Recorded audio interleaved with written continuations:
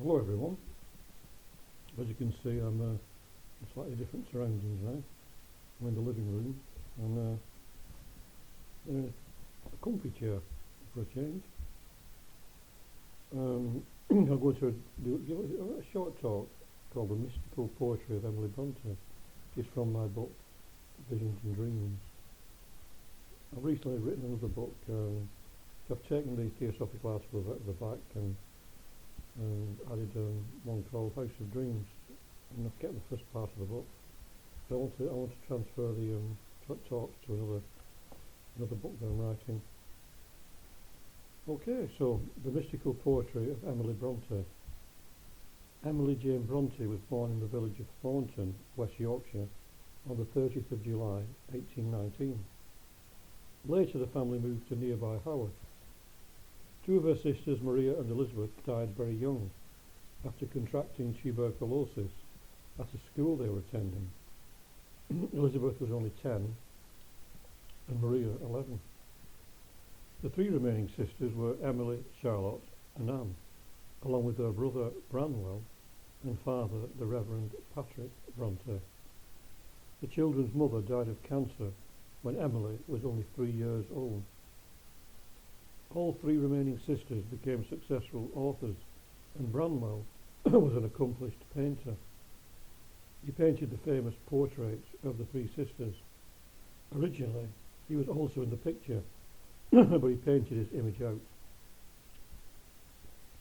So it is plain to see why Emily retreated more and more within to find some kind of solace as the relentless hand of death followed her and her family. She wandered the moors around Haworth and developed a great love of nature. She would make sketches of nature, natural subjects such as birds and plant life.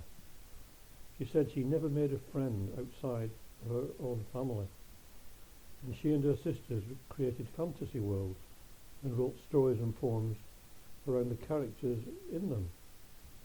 It seems that the sisters were quite happy during these times and enjoying each other's company. So Emily had much more of a mystical leaning than the rest of her family. Charlotte was more down to earth, and is said to have questioned Emily's sanity on more than one occasion, and may have edited some of Emily's works after her death to eliminate sections she did not personally approve of. Charlotte wrote of Emily, "Under an unsophisticated culture, in artificial tastes, and an unpretending outside, lay a secret power and fire that might have informed the brain and kindled the veins of a hero. But she had no worldly wisdom. Her powers were unadapted to the practical business of life.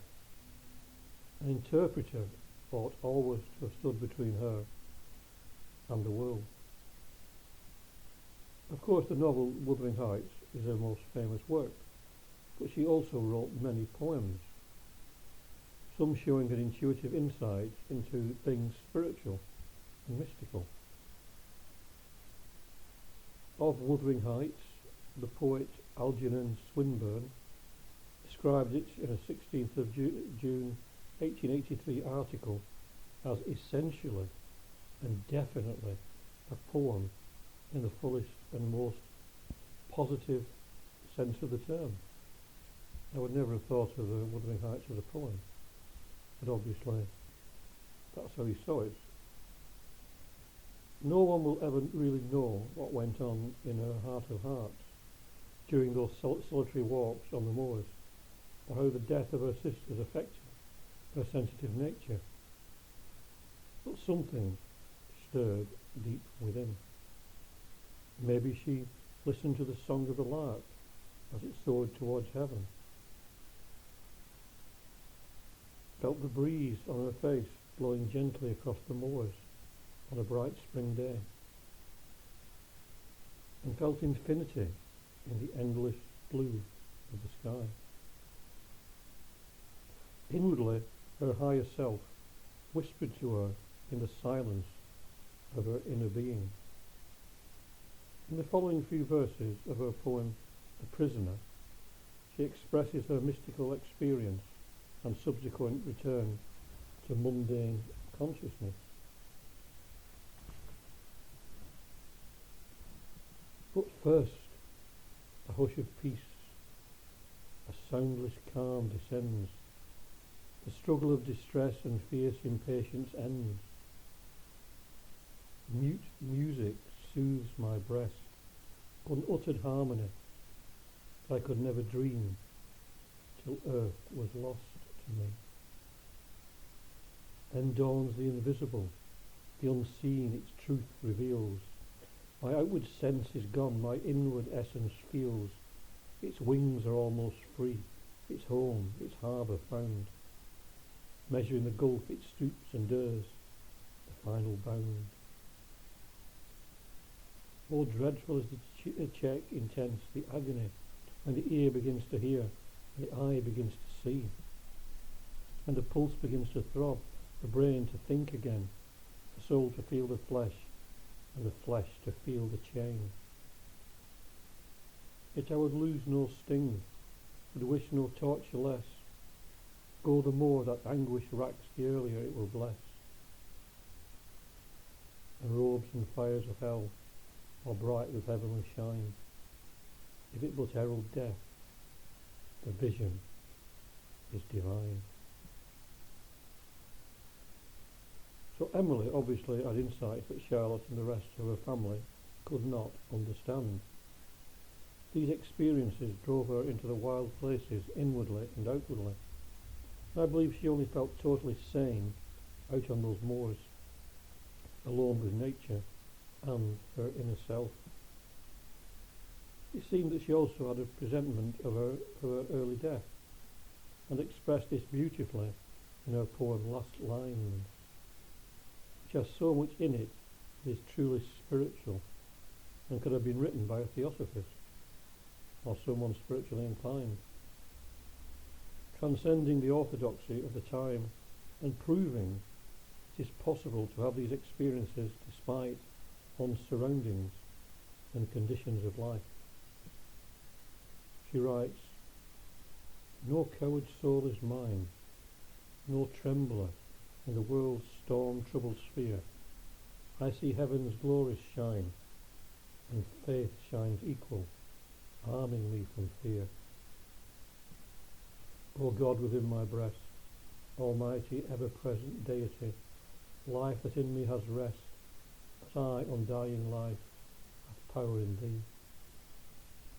Vain are the thousand creeds that move men's hearts, unutterably vain, worthless as withered weeds or idlest froth amid the boundless main. To waken doubting one, holding so fast by thine infinity, so surely anchored on the steadfast rock of immortality. With wide embracing love, thy spirit animates eternal years, pervades and broods above, changes, sustains, dissolves, creates and rears. Though earth and man were gone, and suns and universes ceased to be, and thou wert left alone, every existence would exist in thee. There is not room for death, nor atom that his might could render void. Thou art being and breath, and what thou art may never be destroyed." So this shows an understanding of the true nature of God, beyond the accepted one of the era she lived in. She had mused so much on the death that surrounded her, that she had discovered a way to almost make friends with it. And in the end, just have a drink. Hot chocolate.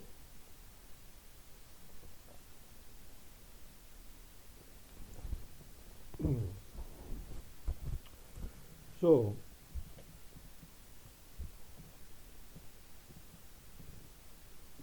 as I was saying, she had discovered a way to almost make friends with death, and that God, rather than being external, is within the heart. We are also reminded of the Hindu trinity of Brahma, Vishnu and Shiva, when she writes that the spirit changes, sustains, dissolves, creates and rears. Even if everything physical ceased to be, the spirit in all would still exist.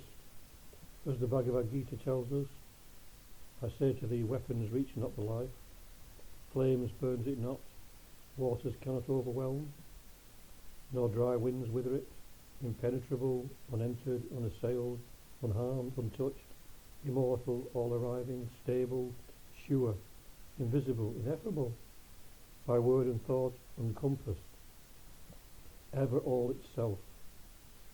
Thus is the soul declared. And that's by the version by Sir Edwin Arnold called the Song Celestial. The author Tom Winifred calls Last Lines a fitting culmination of Emily's poetic work, admiring the fineness of its pantheistic vision. Another writer, Lawrence J.